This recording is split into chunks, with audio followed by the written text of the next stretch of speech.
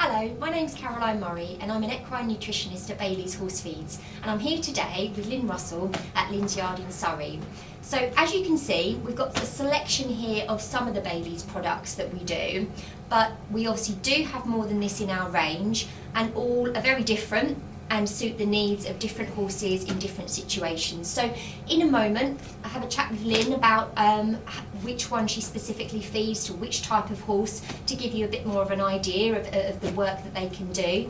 But as a general, in my role as a nutritionist, then really I need to know and give advice of just how to feed these feeds. So something we're all a bit tempted to grab a bucket and grab a scoop and chuck it all in and, you know, hope for the best, but we can make it a little bit more specific, which is where all my bits and bobs here come into it.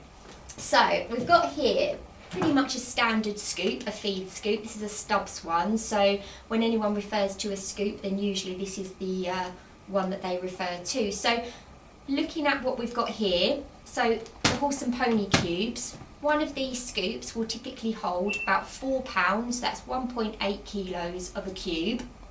It will then hold 3 pounds, so around 1.3 kilos of a mix.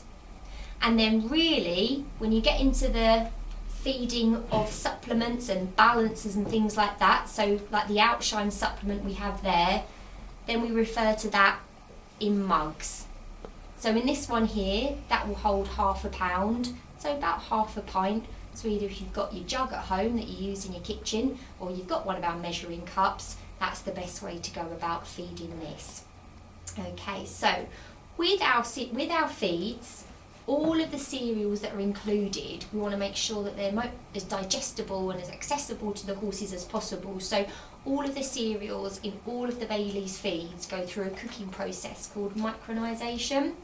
So for example, the maize that's included, it will start like this, so more of like your whole sort of sweet corn look, and then it goes through the cooking process, so it basically gets soaked and then heated, and then the grains split, and in the case of maize, it comes out looking more like cornflakes, so something that both you and your horse can have for breakfast. I don't think so. Maybe not quite so tasty. No. So no. That's an area we do just to make sure that we're trying to keep the horses as healthy as possible, and that you get the most out of the feeds. And that's for the hard feed side of things. And really, when you're looking at your quantities, and we're looking at the scoops, to make sure that you feed no more than 1 scoop of, say, your cubes, or 1.5 scoop of your mix per feed. And then if you want to add a little bit of your chaff on top, of your sugar beet, obviously not overloading it, because as we all know, oh Lynn, if you can pass me the rugby ball behind you. Oh, this? Yeah. I wonder why So you this, bought that. this we were going to does have a game. this does have a purpose with the horses, and not that I'm any good at rugby, but this represents the horse's stomach. So if you think, it is about the size of a rugby ball, so if you're popping in more than really 1 to 1.5 of these, it's just going to get pushed through, squeezed out, because it's small, it's inflexible, so it's not only overloading the system, it's wasting your money as well. So out of my bits and bobs here. Speaking of your bits and bobs, I want to know why we've got this. Well, this has intrigued me. This is very specific. This is what my dogs would play with. I don't know what you're going to do with it. Very technical, And this one. very scientific, and the football sock is the best way to describe it. Okay. And this is just to illustrate the importance of fibre in the diet. So, as we all know, horses have evolved as trickle feeders, so ideally we want them to be munching on fibre all the time, so that their intestines are nice and full and flowing of fibre at all times. Okay. So this is good.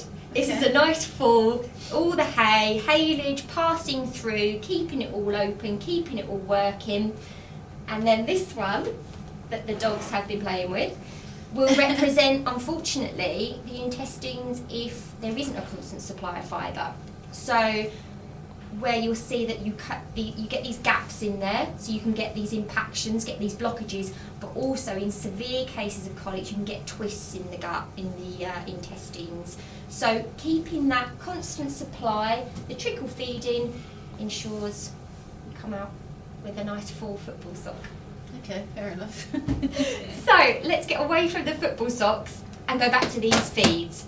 So Lynn, with all your range of horses, not just the cobs, the ex-race horses, which ones do you? Well, this is a selection of everything that I've got in the tack room, and basically the one thing I give to all of them is I give them plenty of golden chaff, and you'll know that when I order the feed because I have more golden chaff than anything else.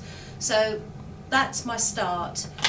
For my cobs, for the show cobs that are carrying what I call enough condition, then I give them the Bailey's number 2 nuts, and I give them the everyday here.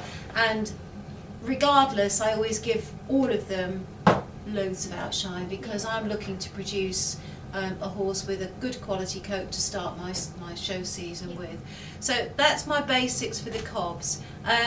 Horses obviously, like people, get bored if they have the same food all the time, so I'll quite often substitute either the everyday or the number 2 nuts with the Bailey's Meadow Sweet because it just gives them a complete change. But I will always, as I say, keep the outshine. If I'm looking to build up condition on the cobs, then I won't be giving them the number 2 nuts, I'll be giving them the Bailey's number 4 nuts. But again, I will still work with this mix and with this mix. It's the base of your diet. Because it is the base, and again the golden chaff, because the cobs are much easier to get the weight and condition on than my thoroughbred horses. Now the thoroughbred horses won't get that. Probably once they're really in feed condition won't get that. They will get this, which has got some outshine in it already, but I still do give it to them. They will get the all-round, and they will also get, if they are poor, the Bailey's Prep Mix. And I found that really, really beneficial to build the racehorses up. And they do eat it because racehorses are much, much more fussy feeders than the cobs. In fact, sometimes the cobs live on what racehorses don't eat. So nothing ever goes to waste here because the cobs would eat anything, but the racehorses don't. So we've kind of got the yard split into two. We've got the cob feed and we've got the thoroughbred feed. And obviously if a horse goes off its feed, then I've got plenty of food to tempt it back again. So we hope you've enjoyed listening to some of the advice that you've heard here today.